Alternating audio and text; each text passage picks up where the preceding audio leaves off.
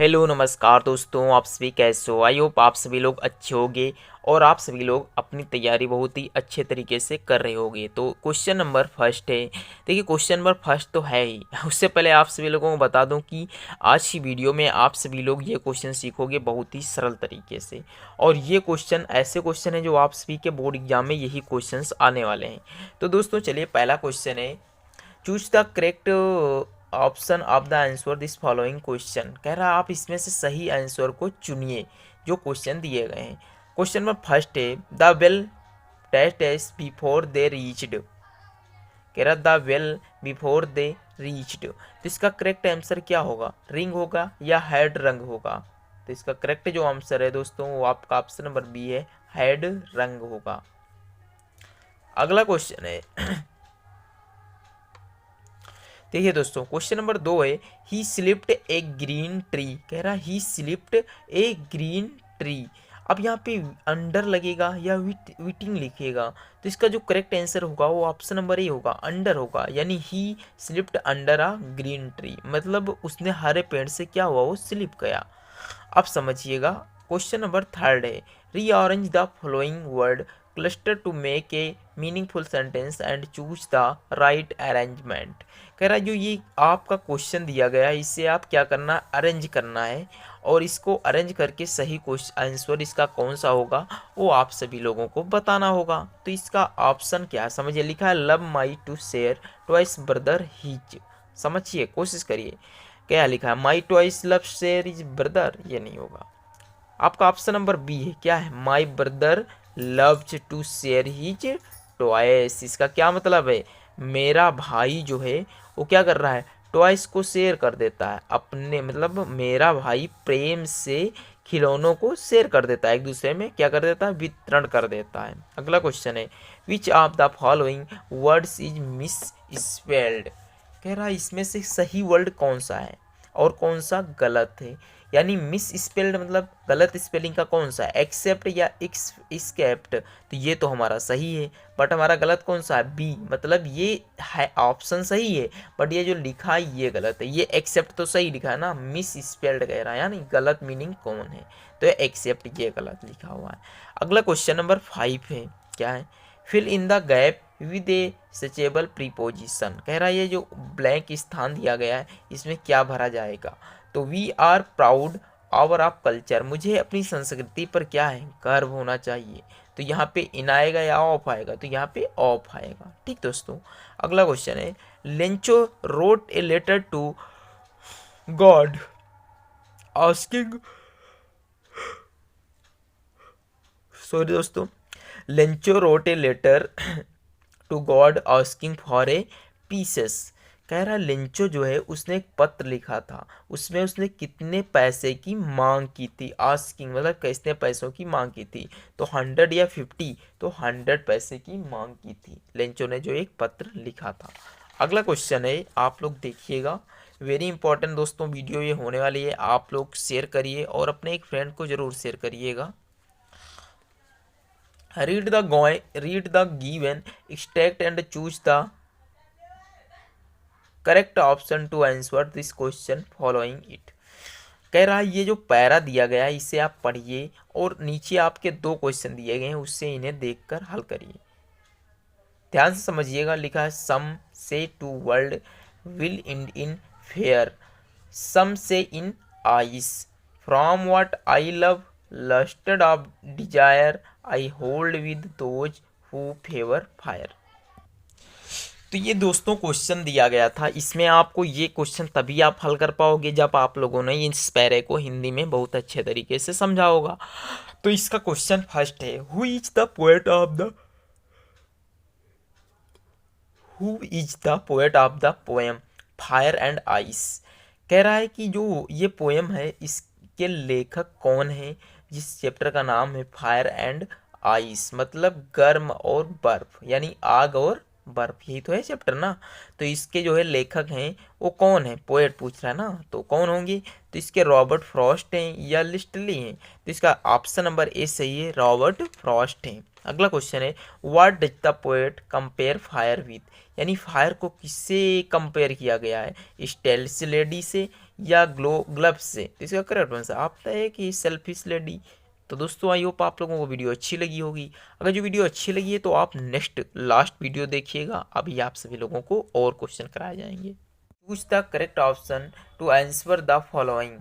कहने का मतलब ये है, आपसे कहा गया है कि क्वेश्चन को आप सही से पढ़ो और उसके बाद आप आंसर को चेक करो। तो आपका प्रत्येक क्वेश्चन जो रहने वाला है वो 1 नंबर का रहने वाला है और इसमें 5 क्वेश्चन दिए गए हैं जो कि आपको 5 नंबर दे के जाएंगे, वो भी फ्री ऑफ कॉस्ट में। तो समझिएगा कैसे मिलेंगे। क्वेश्चन नंबर फर्स्ट है कंप्लीट द फॉलोइंग सेंटेंस। कह रहा है कि जो सेंटेंस दिया गया है इसे आप कंप्लीट करिए। ये देखिए यहाँ पे डैश डैश का चिन्ह लगा हुआ है, तो आपको इस डैश डैश के ही चिन्ह को क्या करना है, कंप्लीट करना है। तो देखते हैं क्वेश्चन क्या। क्वेश्चन है I will not go to his party that dash he invites me. ध्यान से समझिए, पहले आप 1-2 बार पढ़िएगा तब आपकी ग्रामर अच्छी होगी तो आप लोगों को समझ में आएगा। लिखा है I will not go to his party he invites. कह रहा कि मैं पार्टी में नहीं जाऊंगा जब तक वो मुझे इनवाइट नहीं करेगा। क्या क्वेश्चन है कि जब तक नहीं, कह रहा I will not go to his party, मैं उसकी पार्टी में नहीं जाऊंगा जब तक वह मुझे इनवाइट नहीं करेगा। अब यहाँ ऑप्शन में अनटिल है और अनलेस है, जबकि यूज तो दोनों का एक ही है। जब तक क्या है क्वेश्चन, जब तक नहीं वह मुझे इनवाइट करेगा, इसका भी मतलब जब तक वह नहीं। तो ध्यान से समझिएगा, यहाँ पे इस वाले का यूज होगा या इस वाले का यूज होगा। तो यहाँ पे ऑप्शन नंबर बी आपका करेक्ट होगा, अनलेस का होगा। अब आप समझिएगा अगला क्वेश्चन है this young man is true his word. This young man is true his word. अब आपको इसमें प्रीपोजिशन चुनना है, अब कौन सा प्रीपोजिशन होगा ये आप लोगों को बताना होगा। तो ध्यान से समझिएगा, this young man is true to his word, यहाँ पे आपका ऑप्शन नंबर डी आ जाएगा, यानी यदि आप 2 भर देते हो तो ये हमारा सेंटेंस कंप्लीट हो जाता है। नेक्स्ट क्वेश्चन है rearrange the following words cluster to make a meaningful sentence. इसमें कहा गया है कि जो ये सेंटेंस दिया गया है इसे आप करेक्ट करके और इसका जो सही आंसर हो वो चुनिएगा। ध्यान से समझिएगा, इसके लिए सूत्र क्या होता है। इसके लिए सूत्र होता है, सबसे पहले हमें चाहिए हेल्पिंग वर्ब, सबसे पहले सब्जेक्ट और फिर हेल्पिंग वर्ब, और इस तरीके से डैश डैश करके आप पूरे सवाल को हल कर सकते हो। देखिए कैसे हल करते हैं।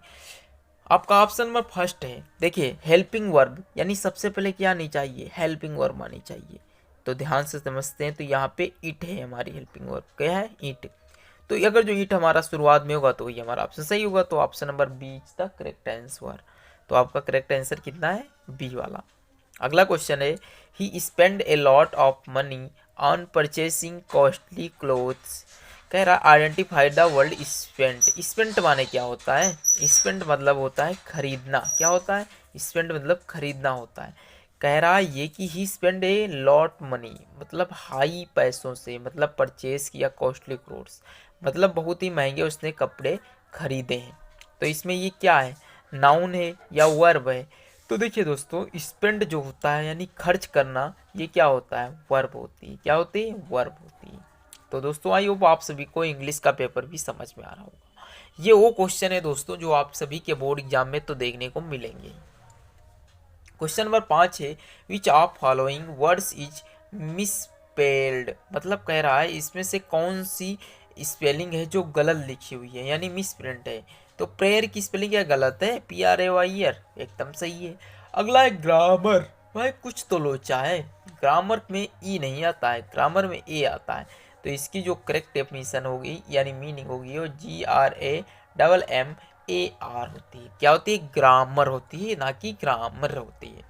ठीक दोस्तों, अगला क्वेश्चन और जो कि बहुत ही इंपॉर्टेंट है, विच क्वालिटी ऑफ लेंचो। अब दोस्तों यहाँ से आप सभी लोगों की वो सब्जेक्ट चालू हो जाती हैं जो कि आप सभी के बोर्ड एग्जाम के लिए वेरी इंपॉर्टेंट है। तो कौन सी सब्जेक्ट होती है आप लोग जानते हो। तो उसमें से क्वेश्चन नंबर फर्स्ट है विच क्वालिटी ऑफ सॉरी दोस्तों, विच quality of Lencho impressed the post master. भाई साहब बहुत ही इंपॉर्टेंट टॉपिक है लेंचो। लेंचो जो है बहुत साल पहले की बुक है, 2020 में मैंने एग्जाम दिया, उसमें भी ये लेंचो से पूछे गए थे क्वेश्चन। देखिए क्वेश्चन है कि Lencho impressed the post master. समझिए कि लेंचो के वो जो कौन सा पत्र दिया था उसमें कौन सा ऐसा टॉपिक लिखा था जिससे पोस्टमास्टर क्या हो गया, इम्प्रेस्ड हो गया था, इम्प्रेस्ड हो गया। तो आपका ऑप्शन है हिज सिंप्लिसिटी या his great faith in God. भाई साहब उसने पी ऑप्शन देखा और करेक्ट कर दिया, क्योंकि इसमें लिखा था his great faith in God, यानी भगवान ही क्या है, महान है और दयालु है। तो दोस्तों हमने 6 क्वेश्चन कंप्लीट कर लिए हैं, अभी हम और 6-7 क्वेश्चन तैयार करेंगे। तो क्वेश्चन है कि who is the author of the lesson his first flight. अब आपके में एक चैप्टर है फर्स्ट फ्लाइट यानी ऊंची उड़ान, तो ऊंची उड़ान का कौन सा भाई है। अब तो आप लोगों को पता ही होगा कि इसका राइटर का नाम तो आप याद ही कर रहे हो, क्योंकि ध्यान से सुन लीजिएगा, हर चैप्टर का राइटर का नाम याद कर लीजिए। अभी 7 तारीख में 2-3 दिन है, तो इससे आप सभी के क्वेश्चन गलत ना हो जाए। क्वेश्चन है कि who is the author of the lesson is first flight. तो इसके जो आप लोगों को पता होगा, अपोलो ढाल नहीं, लाइम ऑफ फ्लैरिटी, तो ये सही है आप सभी का। ऑप्शन नंबर बी लाइम एम फ्लैरिटी होता है दोस्तों, यही इसके लेखक हैं। क्वेश्चन नंबर 8 है, 8 जो की है देखिए क्या लिखा है, who had invite Rajveer to visit his home in upper Assam, मतलब उसने मुझे अपने घर पर बुलाया है। तो जो है वो कौन थे, ए ट्रीवंडर या प्रांजल, तो आपका ऑप्शन नंबर 1 प्रांजल। दोस्तों अब तक हमने कितने क्वेश्चन कर लिए हैं, 7 1 8 क्वेश्चन। अब चलते हैं बहुत ही पोएट्री की ओर और बहुत ही अच्छे तरीके से समझेंगे। क्वेश्चन है read the following extract and answer the question that follow. कह रहा है इस पैरा को पढ़ो और इसमें से जो है क्या करना है, क्वेश्चन के आंसर छांटिए। तो क्वेश्चन क्या है समझते हैं पहले, वो लिखा क्या है, लिखा है the fog comes on little cat feet it sits following over her war and city on silent the house of the moves। अब इसमें से क्वेश्चन बहुत ही इंपॉर्टेंट है, ये आपके पोएट्री का है चैप्टर, जो हो आप लोगों को पता ही होगा। तो ध्यान से समझते हैं इसके आंसर। क्वेश्चंस में क्या कहा गया है, क्वेश्चन में कहा गया who is the poet of the poem written above. कह रहा है जो इस पोएम को लिखा है उस लेखक का नाम क्या है। तो इसका जो करेक्ट आंसर होगा वो दोस्तों option number A Karl Sandberg. क्या है, कार्ल सैंडबर्ग।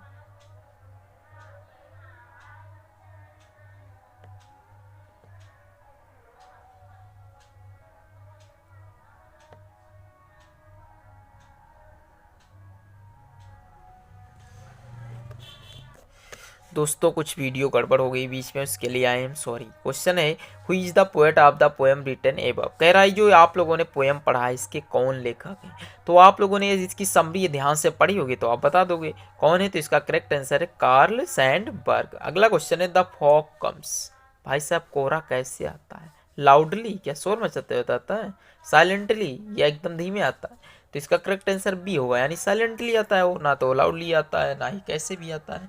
अगला क्वेश्चन है कि for how many days was the Tricki केवन नंबर 4।